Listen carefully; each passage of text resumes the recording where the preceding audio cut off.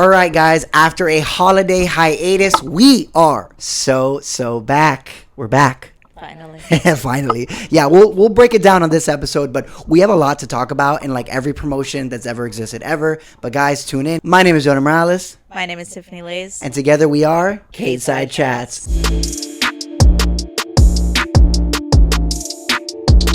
All right, guys, so we're back. It's been a little while.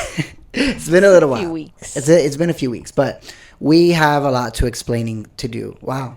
We have a lot of yeah, so basically, we're burned out.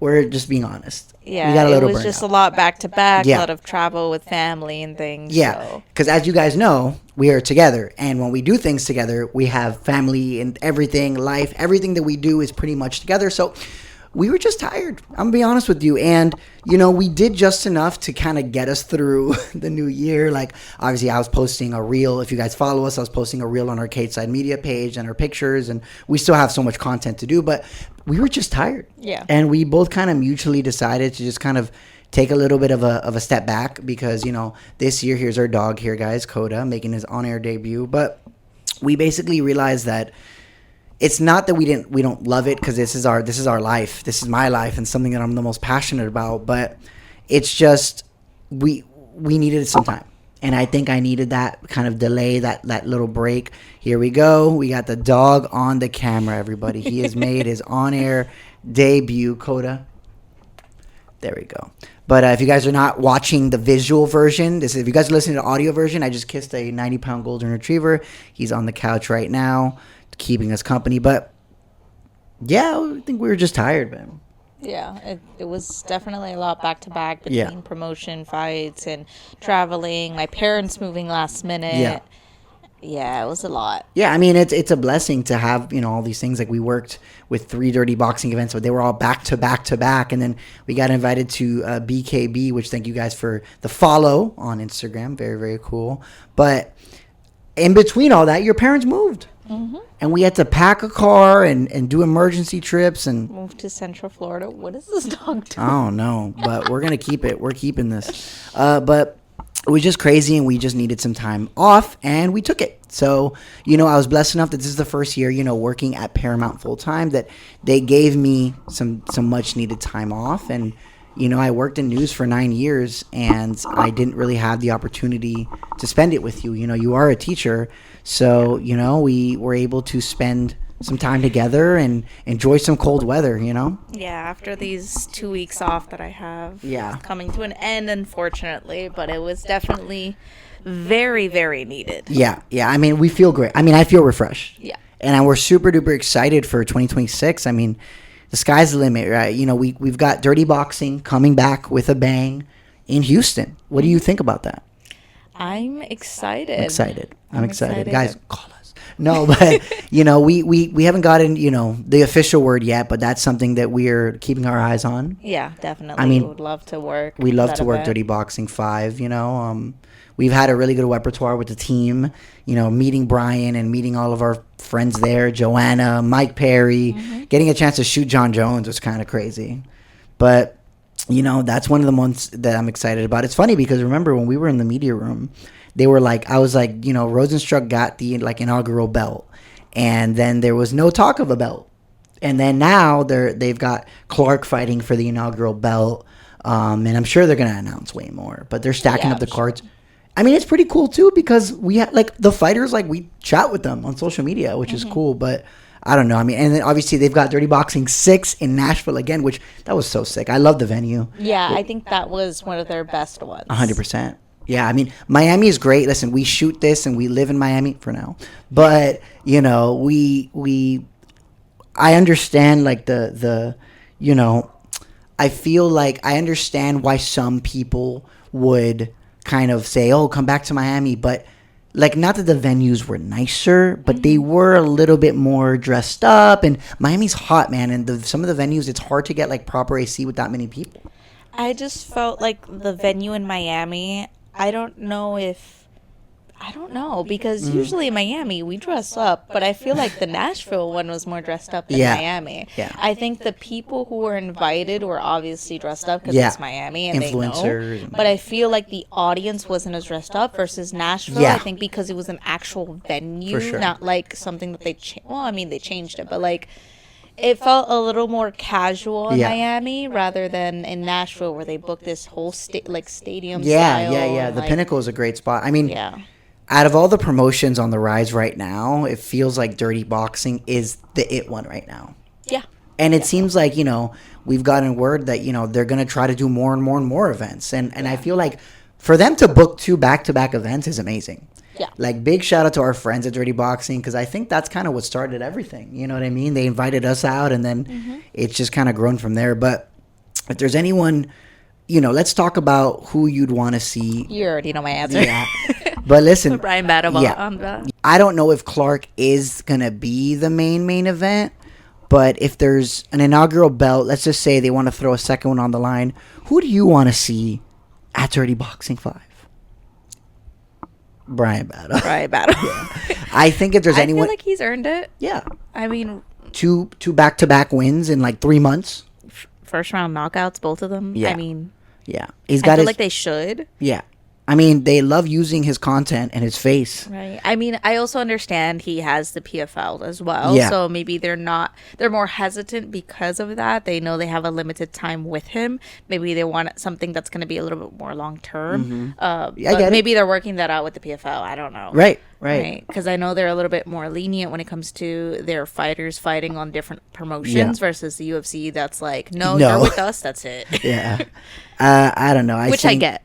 I mean, I think if there's anyone who I want to see right now on Dirty Boxing for an inaugural belt would have to be Brian Battle. Yeah. I mean, I think he's earned his spot. He's got 2 wins. I mean, and one thing that I say that I really, really like is that they're building a roster now. They're signing people. Yeah. Like, that's crazy. It's no longer this, one and done. Like, they're signing people. Yeah. This is becoming a growing promotion. So I'm really, really excited about Dirty Boxing. And let's see. I'd also like to see Montavious Ware. Yeah. I mean, he is a monster. I mean, his last win was absolutely insane. He punched this guy out of the ring. It was a fun fight. I liked it. I liked seeing his energy. Bro did a backflip after beating somebody's ass. If someone did a backflip after they knocked me out, I'm never fighting. Yeah, no, I'm calling it a career. No, he's a monster. He definitely reminds me of like that Ilia Topuria, that modern style. Where he sits on his punches and is able to just kind of like really freely navigate and move with precision, right? I think that's one thing that's very interesting about him is that he's super precise and he lands his shots, and every time he connected against his opponent, he was hurting him, and he punched him out of the ring, which is crazy. Yeah, that was kind of fun. Insane. Yeah, and then I obviously I was looking at the footage back, but he gets up a third time, and Montavious like runs over to him, and the ref's like, but that was great. He's definitely someone I'd like to see. But Dirty Boxing 5 and 6 off rip, I mean, is absolutely insane. Cannot wait to go back. But with that being said, let's go ahead and talk about some UFC stuff. So UFC is on Paramount, and as you guys know, I've worked for Paramount for 10 years, and this cannot come at a better time. I love it. I'm so excited. Yeah, I mean, the platform seems very user-friendly, easy to navigate, and you kind of have every single fight that you can access. Yeah, I mean, on the UFC. It started, like, I remember when ESPN, you would, like, buy, like, we would try to order fights, and you're like, what's going on? It was, ESPN app was a little hard for me, who's not a sports person outside of combat sports. I was like, what is this? Then you have to scroll through all the other sports just to get to fighting because it's not as popular as like football or basketball. And then when you finally find it, it's like it sends you back to the front because you have to log in and then there's another paywall. And I think like Paramount, like, yes, I'm a little biased, but today's the first day that you saw me playing with it, and like it's revolutionary because you can literally just go back to watch these events and like sometimes we're traveling, sometimes we're doing stuff, and I don't have the time to go watch these events. So I'm curious to see how fast they're going to turn them around and put them available for video on demand. But bro, from the last event on, you can literally rewatch like Peyton. You can rewatch like every single fight from that event. Like from where you guys don't have to go to a random Russian site anymore. Like you can go and like through the app, you can click on it, and then it shows like from the part that you guys want to see, where it shows like the tail of the tape, and then the fighters fighting. So I think it's great, and you can also go back to the early 2000s, 2010s, embedded fight night. And I think you can also go like literally buy fighter, like, which is insane. Yeah. Like, you know, remember on TikTok when you were like, Mag, you love seeing Kamzat fight, but instead of having to go to TikTok and find a random thing where it's not like, I can go to a specific fight that. Yeah, I think it's great, and I'm really excited. You know what I mean? And I don't know, I'm excited. What do you think about Amanda Nunes and Kayla Harrison? I am like very curious about that. I'm gonna be honest. I like Amanda Nunes. Yeah. But you're retired. Like if there's one thing that I really dislike is like when fighters are retired and then they're like, nah, I'm not done. Yeah. Right? Like I think it works only sometimes, but it is kind of annoying to see like fighters being like, okay, I'm gonna retire. Yeah. We call it a quits. It settles that they're gone, Yeah. and then all of a sudden they're like, nah, I'm gonna come back and fight. Well, I don't think you get better at something by not doing it, right? Like, right. I mean, I'm sure she's been training. It's not like she's not the same. It's not, but I mean, Like, she probably has something keeping her busy, Yeah. and her actually training in between. But I'm also not a huge fan of Kayla Harrison, to be honest. Like, she's not my favorite fighter. I think she's okay. I just think that it's becoming one of those Ronda Rousey situations where it's kind of like, is she really that good? Or I mean, she's great, but like, I think that's a great analogy.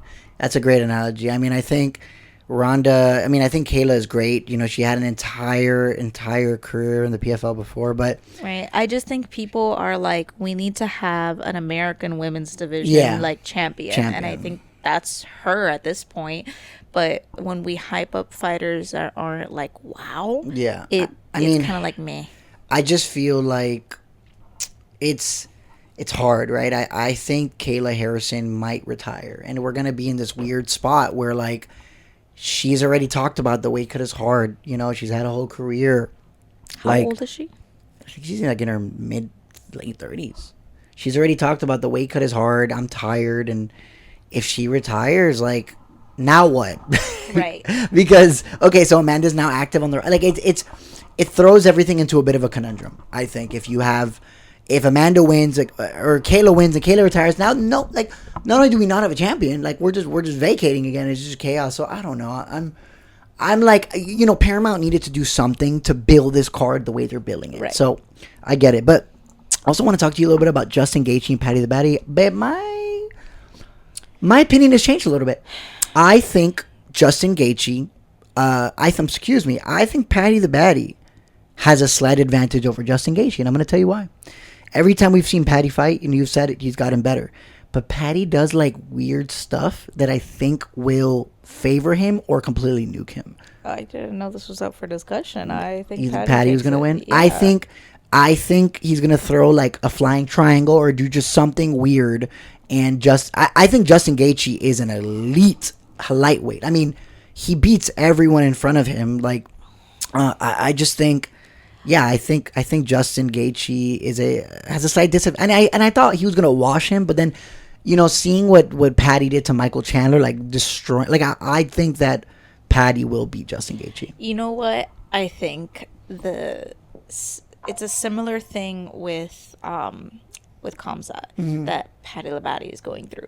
I feel like Paddy really liked fighting and he was having fun and he made it like a fun thing. Yeah. And then all of a sudden there's this switch where he's like, yeah, I love this and I love doing this, but this is now my job and now I need to start taking it seriously. It's not like hee hee ha ha fun. It's still fun, but it's okay, this is my job and I'm gonna show out. Yeah. And I feel like Kamzat had a similar situation where he was just kind of like fun and all over the place and being crazy. And all of a sudden we're seeing like a very serious and motivated Kamzat where he's like, this is my job now. Yeah. And I feel like Paddy's going through the same thing. Yeah, I mean, I feel like, and guys, strap in. This is gonna be a long podcast. We got a whole lot. Also, take a shot every time you hear us say, I feel like. Yeah, I know. No, but we've had a little bit of a delay, so we got to we're going through a bunch of topics, but. Yeah, I think it's going to be Paddy the Baddy, and bridging Paddy the Baddy into this next conversation. Are we going to witness the downfall of Ilia Topuria? If he comes back, is he going to come back more motivated, the same? I mean, obviously the situation with his now strange. I think that will make it or break it. Yeah. I think the divorce it takes a toll on your mental health. For sure. Like whether like he was in the wrong or she was in the wrong, no matter what, a divorce is a divorce. They have a kid together. They have like 2 kids. No matter their situation, you're leaving somebody that you wanted to be with for the rest of your life. Right. That takes a toll on you, and I think that's going to affect his mental health. Now, whether that's for him to be like, I'm going to beat the dog shit out of somebody because I need to release that anger. Yeah. Or it's, I'm so distracted and so stressed out that I'm too mentally drained to focus on this. And I will say W to Ilia Topuria for telling the UFC straight up in his statement, like, I don't know when I'm going to come back. Like, you can strip me if you want. But I do think that is an interesting note that they did not strip him. They were like, no, we're going to make an interim. Well, I don't know. There's some things that I just don't necessarily agree with. I understand though in his situation, it's not like I'm sure he doesn't want to not fight. Yeah. But I think that's a big tell. If he were to go into the UFC, he would immediately lose the belt because he's so focused on the divorce and his situation that he's not going to be able to focus on it. Yeah, and I think, you know, the Ilya he's been training, hitting pads. I mean, obviously it can be on Instagram. You could just record me for 5 minutes hitting pads. But I think, and people are saying, if it's like Justin Gaethje or Patty, they're like making edits. They're like, she took the kids, Justin. And I'm like, dude, I don't think I'd want to fight post-divorce Ilya Topuria. That sounds like a nightmare. But it could be different, you know. We'll see. I mean, I hope the situation resolves. And I honestly hope to see him back soon. But I don't anticipate seeing him back maybe until the summer. Maybe, at least. I don't know. A divorce takes a very long time. Yeah, especially with assets and children and things like that. But we'll see. But yeah, I mean, hope to see the champ back. But with that being said, we've got a conversation about another fighter. And it is my favorite fighter, the reason I started training, in Charles Oliveira, Max Holloway too. What do you make about that? Why are we doing this?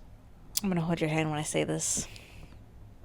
I'm sorry for your loss. You think Charles Oliveira is going to lose? I know Charles. That's insane that you even said Max that. Holloway. I'm going to end this podcast. This is the end of our relationship. No. Listen. It's been 10 years with a saga, but I'm going to end it. I think we should just end it right now because I can't believe you just said that on camera.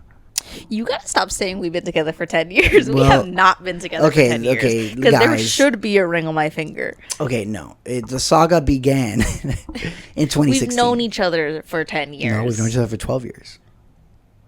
12? No, 13. It can even be 13 if you want to start counting 2013. I don't count that because I didn't know you. I just saw you on the TV. You saw me on the TV with my long hair. Oh my God. I'm going to insert a picture. No, yeah, you can just put the photo right there. Boom. It's great. Yeah, that's rough. Well, listen, we started dating, and then we started dating in 2016. So technically 10 years, but we stopped. We had a bit of a hiatus, and then we came back together. We dated other people for like 7 of those years. All right. Anyways. So anyways, no, but yeah, I think Charles Oliveira will beat Max Holloway, and I'm going to tell you why. I think Max Holloway is better at 155. I think he hits harder. I think he's just definitely the version of himself that he's wanted to be. But I think Charles Oliveira is going to pull a Gamrot, or he's going to get pieced up for a second and be like, oh yeah, I can grapple now. And Max Holloway has always had bad takedown defense. And you know this is true. This is true. But Charles has been not using his takedown at all. You were hasn't cornering been using him. his grappling. You were cornering him in the Gamrot fight. You're getting pieced up, and you're like, "What are you doing, bro?" It was pissing me off. Yeah. If you're one thing that you are 100% good at is grappling, and you're trying to stand and bang with somebody who their 100% is striking, what do you think is gonna happen? Yeah. Like, do what you're good at. Yeah. And try play around, test it out, test the waters at the beginning, right? Which I think is what he was trying to do with Ilya, kind of test the waters, because the striking is not terrible, but it's also not up to par with Ilya's. No, right? No, never. Which I think he got caught with Ilya. I'm gonna be so for real. I do think he got caught because it was pretty early on. Yeah, but it's. However, in other fights, he has been just standing and banging, and maybe he's just trying to work on his striking, but be so for real. If you're trying to actually win and not tank your career, do what you're good at. So what is your early prediction? I think Max Holloway takes it with a TKO. You think he's going to TKO Charles? I don't know if he might, just because he has already been knocked out. Ever. I don't think it's going to be. I don't know. Well, their first outing. I think it's going to be a decision. I think Charles round 2 submission, but we'll see what happens. I think they're going to go to decision. It's going to be for Max. I think it's interesting. I think Max is quicker. I think he is more agile, but I think if Charles can just impose himself, they're. I would like to just point out the fact that you have been saying Max is this and Max is. I have a poster of him behind this thing, and there's a poster of Charles right next to him. Hold on. But you just said he's great at this weight. I don't care. He's getting into his best performance that he could be, and he's amazing at striking. He's going to be fast. He's quicker and blah blah blah. But Charles is going to take 100%. It somehow. How does that make sense? 100%. Well, I do think I do think that the thing is that I don't think Max Holloway's grappling has ever come. I mean, it has come a long way, but I don't think it can ever, match up to Charles's grappling. And yes, guys, they did fight a long, long time ago. I believe over 10 years ago at 145, and that was a different Charles. That was a different Max. And then Charles complained about an injury, and the fight was over. But that's a different Charles. It's a different Max. Let's see. But okay. So let's throw this out there. Charles becomes a BMF belt champion. Now what do we do? What he's gonna do? Fight Patty or Dustin? Because if he fights Ilya, listen, Charles is my favorite fighter. He's the reason I started training. There is no way that he beats Ilya Topuria. And I'm a Charles Oliveira fan. Number one, Charles Oliveira fan. There's no way he beats Ilya Topuria in a rematch. There's no way. No, I don't. I think Charles's time is done. It is. It is. Done. Excuse me. Look, Charles Oliveira's time at the top is over. But I will want to see another belt wrapped around him, and it will happen. Look, even Coda got up to tell us that it is going to happen. Right, Coda? Exactly, guys. With that being said, yeah, but listen, sorry. With that being said, guys, listen. We have a lot of potential promotions we are maybe working with. And big shout out to the UFO for hitting me up. So we got some news coming on that. So speaking of people getting knocked out, we've got a big year. We don't really know what we're gonna land yet, but there's a lot of potential opportunities. The one of our favorite former UFC fighters, and we say one of our favorite because he's had just highlight reel, finishes and being finished. Listen, if there's one thing that I'm curious to see is how Greg Hardy will do at peak fighting. Yes, guys, Greg Hardy, former NFL player in bare knuckle, doing exhibition boxing matches. Greg Hardy is back. I think it's going to be a really fun fight, and I would love to see it in person. I would love to see it in person, I would love to shoot it. I feel like it would be so fun. Greg Hardy is massive. He's like 6'5" and 250. He's huge. Like, I didn't realize it until I was like comparing him to other heavyweights, and I'm like, this guy is a giant. I think he's like 3-0 in boxing, and then like lost his exhibition, got knocked out, and then he did bare knuckle, got knocked out. But listen, if there's one thing about Greg Hardy, is he's gonna fight, and I think no matter what, I'm going to tune in and watch him fight in peak fighting because it's Greg Hardy. Why not? It's heavyweight fighting. You guys know somebody's going to go to sleep. Heavyweight fighting is fun. I'm sorry. Like, they just be sort of... It's so fun. I think those are probably more of my favorite fights. Are you serious? Yeah. Do you know what's funny? Speaking of that, I saw a thing today talking about, do you prefer flyweights or heavyweights? It depends. I don't know. It does depend because if it's just straight striking, heavyweights. It's more fun. They're throwing everything and they're heavy. If it's grappling, I don't want to see any big bodies trying to grapple. I think it's the most awkward thing and funny thing. Or just be like Derek Lewis. Just, if you're like Derek Lewis, you can just get up. He did that once. Love Derek Lewis. Derek Lewis and Waldo or Cortez Acosta. What are we thinking? I'm always going to go for Derek Lewis, no matter what. I think Derek Lewis the thing is, Derek Lewis does that thing where he'll be getting his ass whooped and then just like touch you and you die. But the thing is with Derek Lewis is kind of like, he kind of comes in like... he never looks like he wants to be there. He gets hit with something, he's like, nah, I'm going to end this shit. And then he just goes and ends it. Well, no, Derek Lewis always does that thing, and bro, he has a flying knee knockout. Like, that's so great. You say this because every time you watch him, guys, to preface this, she stops me, and she's like, no, guys, we're going to watch this. You shushed your brother last time. You're like, no, hold on. We're going to watch this happen. Dude, Derek Lewis just does, like you said this, he does like a random thing and be like, nah, that didn't work, and then just like does something else. Yeah, I forgot what I think he was throwing I think he threw a kick last time, like a teep or something, and then he was got hit and was like, nah, I'm gonna end this, and just ended the fight. It was crazy. But also, speaking on the note of heavyweights, we've got our friend, we've got our fellow favorite combatant in Alex Pereira. There is a rumor, and I don't know if you know the rumor, but I'm going to tell you. This is breaking news live here on Cageside Chats, episode 4. Alex Pereira will not be fighting, allegedly, Yuri Prohaska. Yuri Prohaska is now going to fight Carlos Ulberg, and in the meantime that this is happening, Alex Pereira will most likely be fighting Sirogan for an interim belt at heavyweight. What do you think? Give me your live reaction. Alex takes it. 100%. That's not... How on earth did Alex make 185? I was watching Tom and Cyril yesterday, and I was like, dude, he's the same size as these people. Yeah, I don't see how... You know what? I do want to see Alex fight John Jones. I do. I would like to see it. Even if it's not even for a belt or anything. Like an exhibition? I just want to see it. I feel like it'd be interesting. So wait.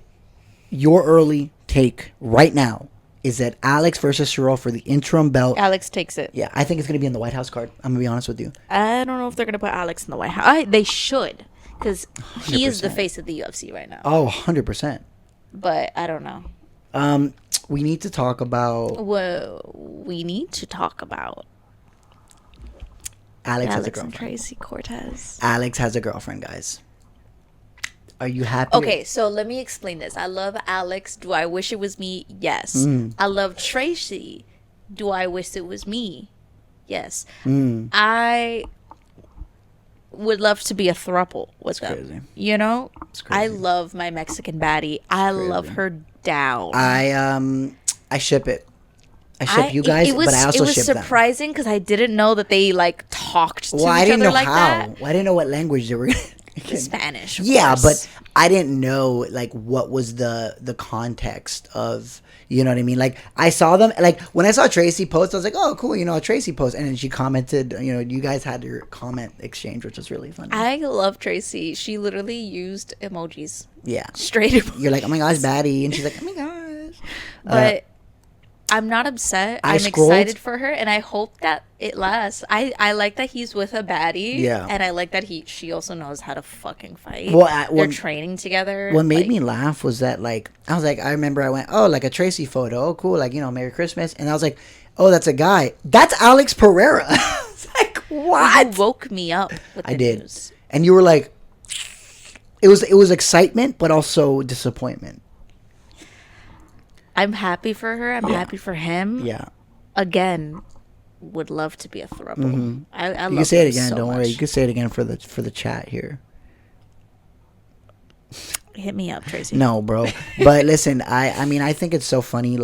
I also think it's interesting, and I think it works, right? I think how we work is that I've worked in media for a long time, and I love fighting, and I see a lot of people and a lot of couples talk about, the struggles of being in combat sports and loving the sport, and a lot of couples, unfortunately, it does create a rift because they don't understand kind of the toll that it can kind of take, right? But you shoot these events with me, you go to these events with me, and I think that there's that understanding, right? And I think with Tracy Cortez and Alex Pereira, there is that understanding of what it takes to be an athlete and to be a mixed martial arts in the UFC at that. So I love it. I hope y'all love it.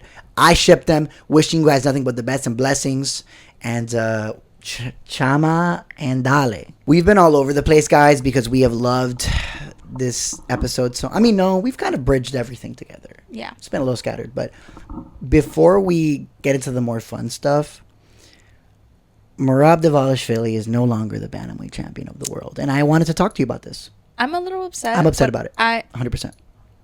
Peter Yan whooped. I think he's going to come back. No, but Peter Yan whooped his ass. Yeah. For 20. He whooped his ass. It was a good fight, though. Yeah. Remember, the first time that they fought, Peter Yan complained of a broken hand. And if you rewatch the first fight, he wasn't throwing it. But you watch his second fight, babe, and he was just on all cylinders. Yeah. They have to run it back. Yeah, I think that would be dumb for the UFC to not, because it was such a good fight. You beat me so bad the first time, and then I beat you they have to run it back. Yeah. And do you think Sean O'Malley gets a? No. Okay.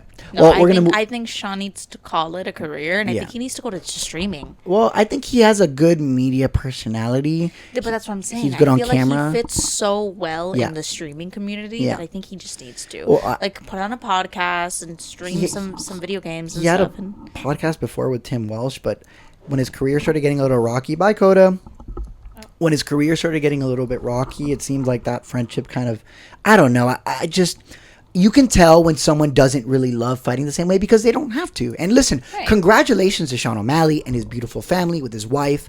But it does, and I will say it is a good and bad thing at times, especially with fighting. Like, you don't have to do this anymore.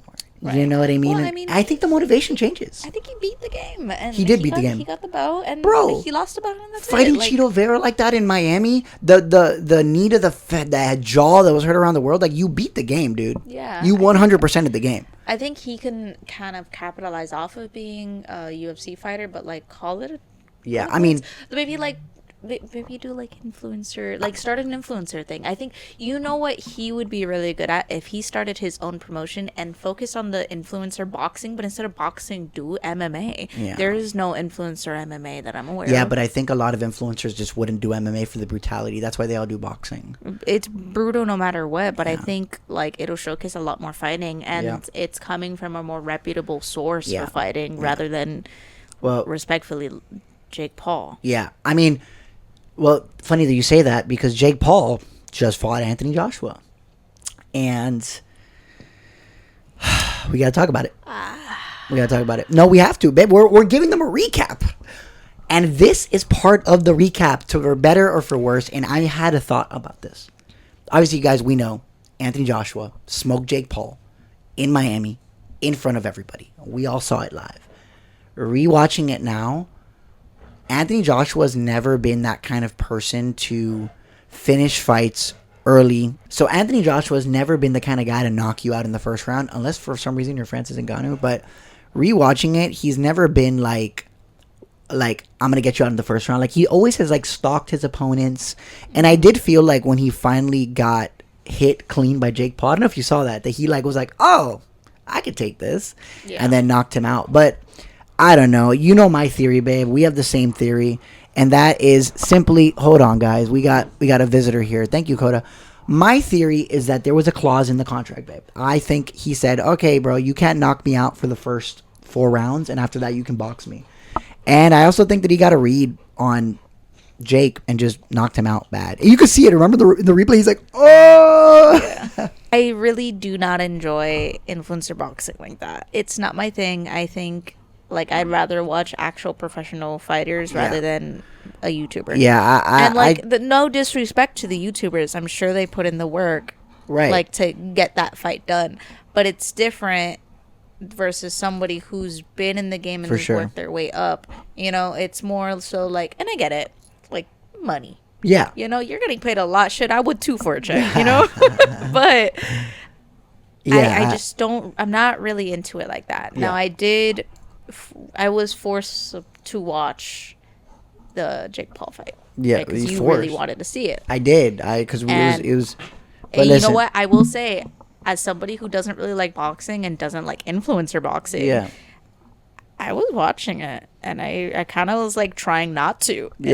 I was watching it, like the fight before with the girls. It's pretty good. I mean, listen, granted, one was whooping the other. Yeah. But I think the Jake Paul and Anthony Joshua, part of me is like, bro was kind of running away from Anthony Joshua. He was blasting more double legs than the Dagestani fighters. I know, it's crazy. But even before that, he was just running around the ring. Yeah, not doing anything. I think that he's going to probably fight one more time and then call it a career because his jaw got destroyed. Destroyed. I don't think he's going to call it a career. I think he's going to keep doing it because, let's be real, it's contracted, right? Yeah. Like, he can do whatever he wants in the contracts, and we're never going to know what those contracts say. Yeah. Right? For sure. So, we're never going to know. He could easily be like, yo, make it look good. Yeah. You know, make me... But it's funny because Francis Ngannou now has been like, I'll fight you. I'm like, bro, come on, dog. But listen, again, when he's paying that much, that's life-changing money. Yeah, what, bro? I'll let you sleep. Not even the UFC is giving that much. No. Listen, I'll let you Instagram reel me, put me on World Star for that check. What? Let you sleep? I don't care.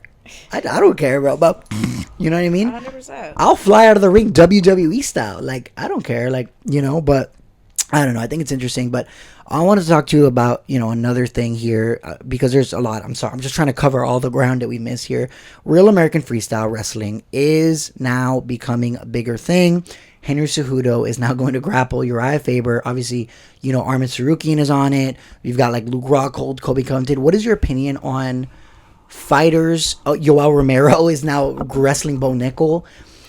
I love it. It's become one of my favorite promotions on the rise. I'm a big fan of promotions allowing our fighters that are aging to showcase their skill set that they had previously, pre-MMA. Like, I hate the idea of us seeing Michael Chandler, I hate the idea of us seeing guys like, Anderson Silva, Tyron Woodley, like guys that are past their prime taking damage. Like, I really think that a lot of the internet, their last understanding and perception of you will be their last showing of you. And I guess. Yeah, and I like to see our fighters having a strong showing. Like, Yoel has one of the best wrestling's like pedigrees ever, and we've been seeing him showcase that. And obviously fighting guys like Bo Nickel in showcasing that, Michael Chandler and Chad Mendes. Like, it's cool seeing our aging fighters kind of do the thing one more time. Yeah, I mean, it's cool. I think it's a good way for them to kind of keep up their work as well. Yeah. Because remember, it's like retiring, like at an old age. Your mind starts to kind of take a step back. For sure. Right? So in order to keep that going, you find not lower level, but like you find something that's not going to be as like daunting on your body, where you still feel like you are retired. You don't have to be doing this, but you're still doing what you love. And that's their background. Like, you guys know, like, I come from a grappling background and I transitioned into MMA. Like, MMA grappling is not the same as pure grappling. And, like, obviously, like, Yoel's style had to change when he was in the UFC. Michael Chandler's style, Chad Mendes, like, all these, Colby Covington, like, all of their styles have drastically changed. But we get to kind of see them and fight other higher level guys too. I don't know. I think it's great and everybody wins, because a lot of these guys who are doing Real American Freestyle, some of them, stay career grapplers. But then some, they go to MMA. So it's cool to see the looks. And I don't know. I'm a really big fan of it. They're doing one in Sunrise. So that's why they branded it like with the Miami Vice colors, which is pretty cool. But yeah, that's one that I would be down to shoot, because there's so many. It's just, there's so many promotions on the rise, and I love it. And we've covered everything pretty much that I feel like we want to cover. But before we close out the show, we're getting up there in the UFC 300 cards. Bruce Buffer is getting up there in age. Who do you think can step in for Bruce Buffer? And I've thought about this a lot, because my parents are aging, and they were around the same age as Bruce. My parents are talking about retirement. Bruce Buffer is getting a little old. Who can replace Bruce Buffer? Okay, I don't know a lot of... Me neither. That's what I'm saying. So, like, obviously I'm going to say Michael Hansen. Michael Hansen. I think his, and that's not just because it's like one of the few that I know, right?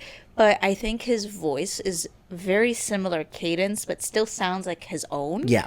And I think he's young enough to be there for a long time and kind of have that staple voice like Bruce Buffer. Yeah, and I mean, he's done like APFC, he's done Dirty Boxing, he's done a few MMA. He did the one with Gable. He did the one with Gable. So I don't know. I just feel like there are not a lot. Like, as an MMA fan, I don't love like the ladies and gentlemen. Like, I love Bruce, but Bruce doesn't have like the traditional, you know what I mean? Like, some of the boxing, like, old heads, I don't love the voice. It feels like I'm watching a 1950s rebroadcast. And it has to have a more modernized way of doing it. And like I think Bruce is, if you watch even early Bruce to now, his style has changed. It's changed with the times. You adapt with the times 100%. Yeah, and I don't know if you saw Michael Hansen does, he's a friend of mine, but he does do this thing where he, if you notice in the prelims, he has like, he has like a button down, and then in the early prelims has a button down. The prelims he wears like a vest, and in the main event he has like his whole suit. But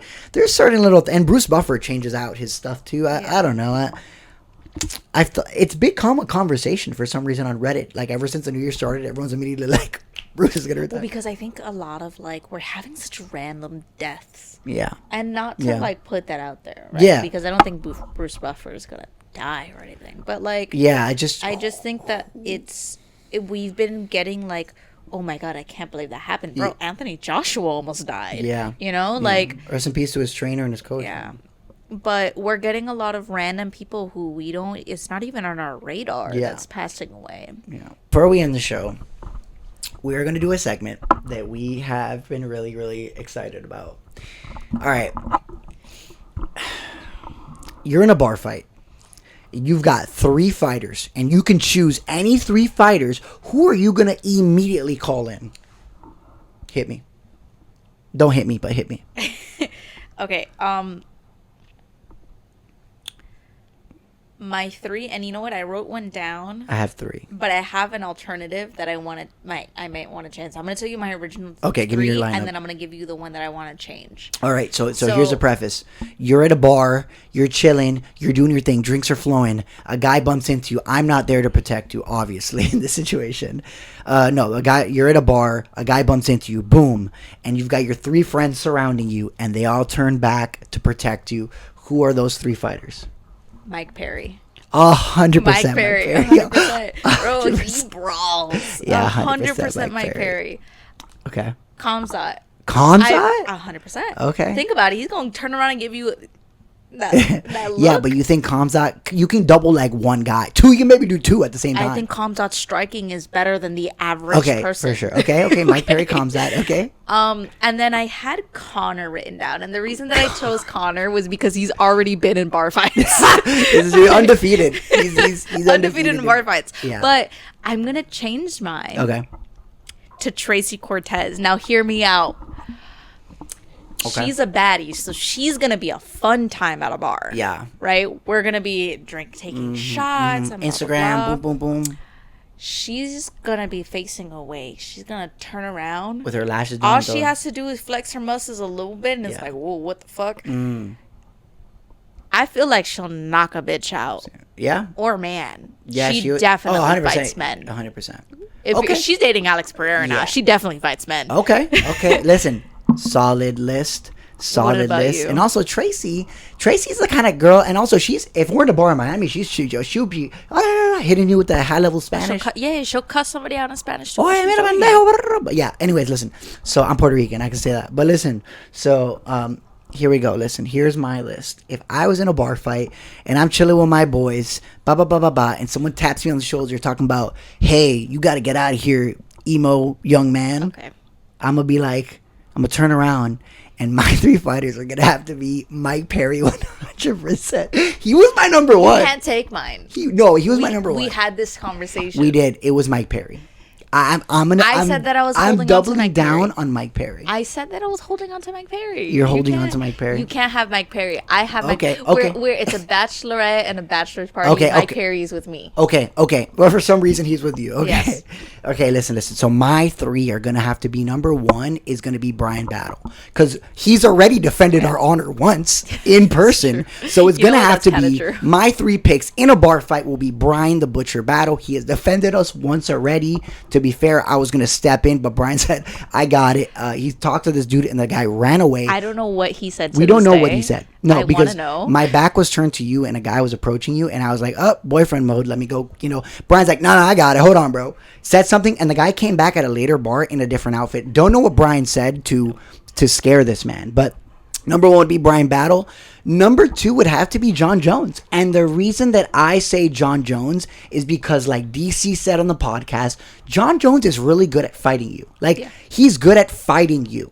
he's like, bro, I trained at a collegiate level and I was in the Olympics. Like, John is just doing stuff to you that you're like, what the hell are you doing to me? Yeah. So yeah, it would 100% have to be John Jones. All right, my number 3 pick is gonna have to be Dustin the Diamond Poirier. Like you said, he is from New Orleans, and there is allegedly recorded video of him at a bar knocking a bunch of people out. He's talked about it. I think he was with George Masvidal too. So makes sense. Checks out. Yeah. So I think Dustin, you know what I mean? Because Dustin, listen, the more you hit Dustin, the more he powers up. Yeah. You know what I mean? He grabs his shorts and he, you know what I mean? And he powers up. So yeah, it would have to be those 3. I think it would have to be 110% Brian Battle, who's defended our honor in real life already. It would have to be John Jones and, of course, Dustin the Diamond Poirier. I mean, listen, it's Miami, man. Things can happen. I think you and Tracy would be a good duo to knock people out. You and Tracy, I cannot believe you took Mike Perry from me. I said Mike Perry from the beginning. Mike Perry. I said Mike Perry. That's a bad. Like, I like that one. I've interviewed him twice, but Mike Perry, man, that's a real fighter. Because I feel like he would definitely get shit done and want to see blood. Yeah, bro. Have you seen his last fight with Jeremy Stevens? He got hit, spat blood, and was like, "That was pretty good. Let's keep fighting now." Like, yeah, that's what I'm saying. Yeah. I feel like that's perfect for a bar fight. You need somebody like that. To do bare knuckle, you've got to be a different animal. Like, you got to be a different beast. And I will say, out of all the promotions that we've covered, bare knuckle was the one that, even posting it, dude, I got like a little queasy. It was when we went to the bare knuckle in Miami. I was like, bro, these shots are sick. And then I was posting it the next day, and I was like, It didn't make me that queasy. I didn't see anything that I was like, ugh. I think the one that was kind of like, damn, was the girl. Yeah. But I think, most of them are pretty good. These bare knuckle people are beasts. There was 2 really bloody ones, which was that one and one of the Mexican guys. Yeah. Call us, guys. That was a great event. We'll do it again. But my goodness, I mean, you got to be a different animal. Well, my favorite, I want to talk to you about this, was the performance that this guy went out to. We have not talked about that. And I have been seeing that song all over my TikTok now. I believe his name was Gustavo Trujillo, and that dude is like undefeated in the Trigon, and he came out to a performance, like on a stage, like his opponent, you guys go out to your song, his opponent was there chilling, whatever, and he's going out to a concert with dancers. It was crazy. Super Cuban artist. Yeah. Like, I mean, he's Cuban, and he like really, really loves being Cuban. I love my people so much. Yeah. That was crazy. And I that's one that I hope to go back to too, but my goodness, 2025 was kind of the year where we like planted our seeds, and like from peak, UFL, UFC, PFL, I mean, there's so many opportunities, and I'm so blessed and grateful to God for someone like you to support me and to put this podcast and put all of our pictures. He's the brain behind this. I just talk, and I love hyper focusing on the sport, and I do my TikToks and I interview fighters, but she really is one of the masterminds behind this production, and I'm so excited. We sowed a lot of seeds, and hopefully 2026 we reap that harvest. But that was a good episode. Yeah, it was great. But guys, if you like this content, follow cageside.media on Instagram. We're posting our clips, pictures, video, everything there and more. Also follow Cageside Chats on TikTok. If you guys didn't sit through this whole thing, don't worry, you can get the clips there. Well, if they're hearing that, they definitely had sat through the whole thing. They did. Yeah, if you made it this far, if you made it this far, you did in fact make it. So congratulations. I don't have any monetary compensation for you, but I love you, and you love them. I do. You do. But guys, that is it for me. My name is Jonah Morales. My name is Tiffany Lays. And together we are Cageside Chats.